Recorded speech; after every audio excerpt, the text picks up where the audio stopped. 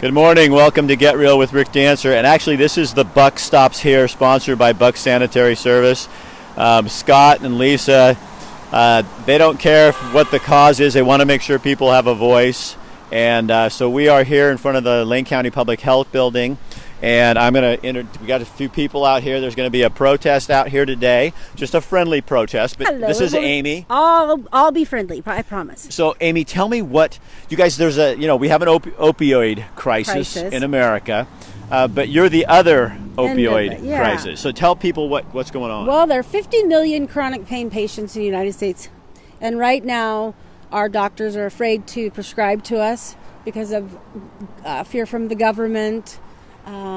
The DEA coming in and storming their doors and taking their files and going to jail, and then thousands of patients are left without care. I know a couple veterans that had their medications taken away, and one committed suicide. Because chronic pain, these are people that you say that you need this to just have a halfway decent day. Yeah. Here's my husband. He knows that if I don't take my medication that morning, I won't get out of bed. I can't move. I am fused from my neck down to my lumbar. So when the opioid crisis happens, lawmakers reacted quickly. Very much so. And you would say maybe too quickly. Yes. I think that they should have waited until the CDC realigned or reassigned their guidelines. Because what happened was doctors the guidelines were meant for regular patients, not for chronic pain patients. So the 90 MMEs that you have to stay under, that's for an acute patient. That's not for a chronic pain patient. So you're not saying that there's not a crisis. You're just saying that you guys are falling through the cracks. You know what's so weird is when you had contacted me, and then I was talking with a friend of mine who's probably in his 30s, and we weren't even talking about this. And he said, "Oh yeah, I have he's a chronic pain person." Right. And we call him CPPs, chronic pain patient. And he says if he drops one of his pills or loses one down the sink, he cannot get another one. No. And that it's so monitored that people like you that really do need this, you can't get anything done. So far, I have a doctor that works really well with me, and I think a lot of us do. I'm afraid that will change because I know my doctor is now anti-opiate doctor. He now decides that he does not want to prescribe them. So they're afraid. You think they're doctors? Very afraid. And that's part of why we're here too, is to protect our doctors. Our doctors are scared to prescribe anything to patients. I was in ICU this last weekend. I was given 1 milligram of Dilaudid every 3 hours. 2.5 days after they released me, I was going through withdrawals. There needs to be something set up for patients when they leave a hospital. If I'd have been maybe some other person, I would have gone to the street, So what do you want? So does that end up happening too? Is people like yourself, since you cannot get what you need? I'm okay. I get what I need from my doctor. But people go to harder stuff. Yeah, I do believe that people start with maybe some pain pills, from a hurt ankle. And then that leads to, I like that high. I know that there's addicts. I know that we have a problem. And I know that there's bad doctors out there. But there's more good than there is bad. And the problem is people like you. What do you? Can I ask? You don't have to answer, but what do you suffer with? I have. So your back was. I'm fused from my neck to my lumbar spine. I have a spontaneous spinal fluid leak, which causes debilitating migraines, vomiting profusely. That will go on for days. So I have a bed rest regimen that I keep myself up on. So what do you want? Your protest is basically just to bring attention to this, but you guys, you want change. I want change. I want my doctors, our doctors, to not be afraid to prescribe to us. I want the DEA, DOJ, all of them out of our doctors' offices. They're not our doctors. They didn't go to medical school. Patients who have been doing fine 20 years on their opiate program are now being taken off. My dad is 73 years old. They're cutting him off. So the other problem you have is you have family members and people that don't even believe you.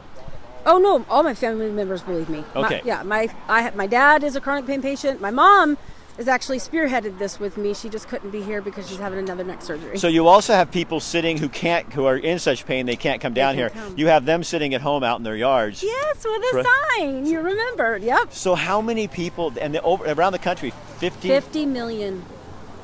And this is protesting all over the country. Oh no, it's 50 million chronic pain patients. Right. I don't know but you got how people many all over the country are doing all this. over the nation today. So it's a nationwide rally. It's rally not a protest. and a rally here. I keep calling it a protest. I'm used to it. So what do you tell people? Because I think another problem you guys have is you also have people out there who are going to watch this and go, nobody needs. I mean, this is you just want the opiates and that kind of stuff, and that's a problem. It is, and it happens a lot. We have doctors too that prescribe when they shouldn't be prescribing.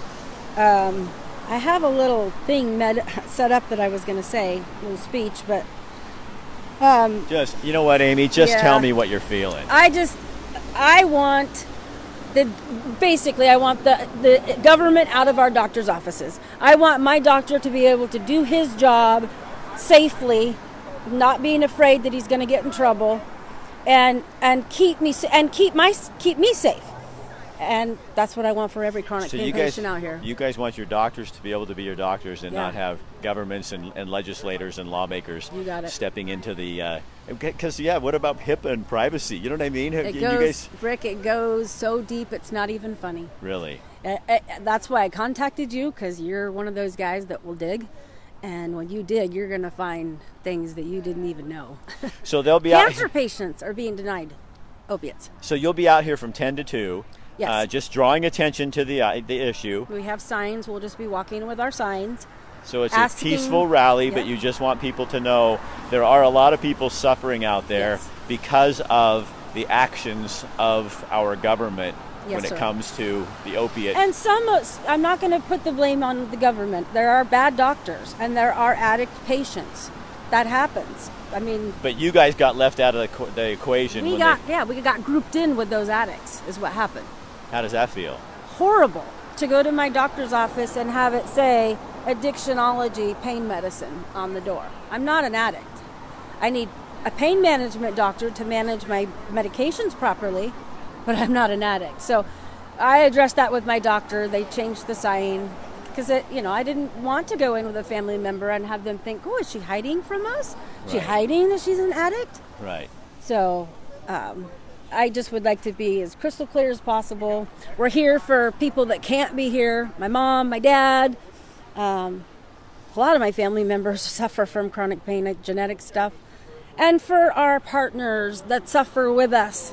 My husband, I can't tell you how many times, has countlessly done whatever at whatever time of the day or night because he knows I'm hurting. Amy, thanks. You're welcome. It was nice to see you again. No, it's nice to see you. And, we'll see what happens. Yeah. This is how things happen, right? That's right. We got to What other choice do you have? Nothing right now. I just want to make a change, but at least be seen, be heard. We'll go from there. You go do your thing, and thank you. Thank you. All right, so you guys, again, that's from 12 to 2 today. If it's something that you see as an issue, let them know. Let your lawmakers know. Let your state and federal representatives know. Write DeFazio's office. You got to get involved if you think things need to change. And again, this is the Buck Stops Here, sponsored by Buck Sanitary Service, where they believe people should have a voice. And we believe that we have the power to change things if we need to. So again, thank you for being here with us. Share this on your page. Let other people know what's going on. And we will be back with you coming up at New Leaf Hyperbaric Chamber coming up in about a half an hour with another show. So we'll be doing that in a little bit. All right, you guys, again, you'll see these folks from 12 to 2 out here on the street on 7th Avenue in front of the Public Health Building, trying to make change one rally at a time. All right, we'll talk to you guys later. Share this on your page.